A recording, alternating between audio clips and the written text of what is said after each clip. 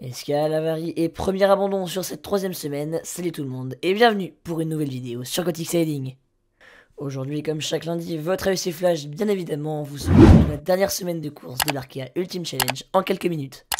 Avant que la vidéo commence, je tiens à m'excuser d'avance pour l'écoute de ma voix, la grippe étant passée par là toute la semaine dernière, elle n'a pas laissé ma gorge intacte. Si vous aimez mon contenu, n'hésitez pas à vous abonner, à liker, à partager et à venir me suivre sur Facebook et sur Instagram. Et sur ce, on est parti pour la vidéo. Au terme de la première semaine de course, tout s'était plutôt bien passé pour la flotte, en revanche assez gâté sur cette deuxième semaine. Et Tom Laperche en a fait les frais. Souvenez-vous, il avait été victime d'une grave avarie la semaine passée après une collision à pleine vitesse avec un ovni. Eh bien sachez qu'on sait depuis aujourd'hui que SVR Lazartigue ne repartira pas. En effet, les dégâts étant trop conséquents pour assurer la sécurité du bateau et du skipper, le team a pris la décision de jeter l'éponge. On doit se résoudre à l'arrêt de la course, c'est forcément difficile à accepter, précise Tom Laperche. J'avais envie d'y croire, d'espérer qu'on pouvait réparer rapidement. Les dégâts sont bien trop importants pour imaginer un délai raisonnable pour repartir dans la course et se lancer dans l'océan Indien puis le Pacifique, explique le skipper, la mort dans l'âme.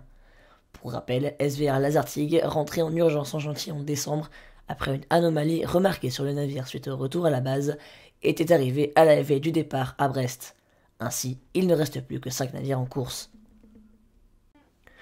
Alors qu'il ne prévoyait pas à la base de faire escale, Anthony Marchand a finalement fini par toucher terre. Victime d'une grave avarie de foil mardi dernier, le skipper n'avait pas envisagé d'escale au départ, mais s'est bien arrêté à Cape Town vendredi afin de changer ce foil endommagé. J'ai hâte d'enlever ce foil qui m'handicapait grandement et repartir sur de bonnes bases pour les transocéans qui nous attendent encore, explique le skipper avant d'amarrer dans le port. Il assurait que la phase de déception est loin derrière, je suis remonté à bloc et j'ai hâte de repartir. Anthony Marchand, reparti à 15h11 heure française samedi, aurait pu croiser Éric Perron. Le skipper d'Adagio s'est lui aussi arrêté au cap le temps de 24 heures afin de réparer son safran endommagé par une avarie. 2 personnes de l'équipe technique se sont affairées sans relâche pour remplacer le palonnier de barre et en ont profité pour réparer les coudes de grand voile, l'hydrogénérateur ou encore la pompe d'amorçage. Je tenais à remercier chaque membre de l'équipe d'avoir été aussi dévoué, conclut Eric, ému. Je ne pouvais pas rêver mieux, c'est chouette de compter sur vous. Les 2 derniers de la flotte repartent donc sereins et en pleine possession de leurs moyens, avec un navire à 100% de ses capacités. 8 jours, 8 heures, 20 minutes et 55 secondes.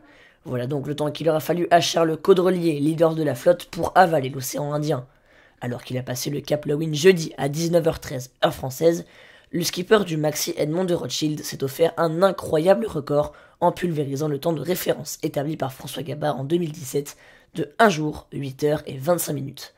Le natif de Paris a rallié le cap du Sud-Est depuis le cap des Aiguilles en un temps record en solitaire à la vitesse moyenne de 30,7 nœuds.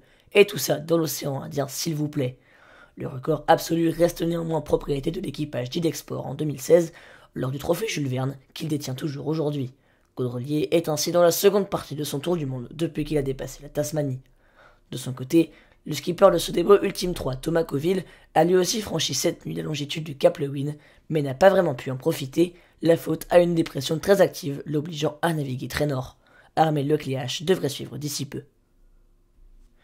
Et pour finir, votre réussi flash, le classement, comme d'habitude, avec une flotte moins étendue que la semaine dernière, certes, mais des écarts qui continuent à grandir.